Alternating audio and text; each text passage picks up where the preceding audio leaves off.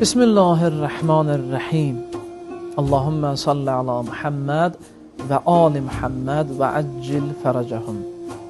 Mübarək Ramazan ayının ən önəmli mahiyyətlərindən, keçdiyi dərslərindən biri də Hüccətullahla, yəni Allah Mütealın yer üzündə olan hüccəti ilə rabitə qura bilməkdən ibarətdir.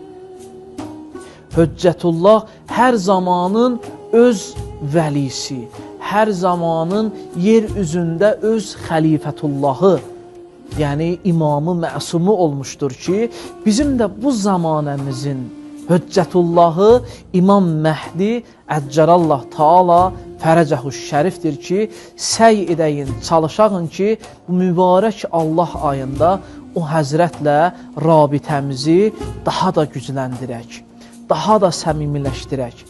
Böyük ariflərdən birinin gözəl bir deyimi vardır. Biharul Ənvardan bir hədis gətirir.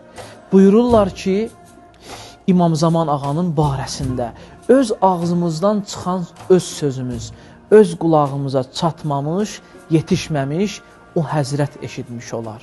Bəs gəlin, bu ayda İmam Zaman ağamızla, o mübarək həzrətlə, Zəhra balası ilə təvəssülümüzü əsirgəməyək.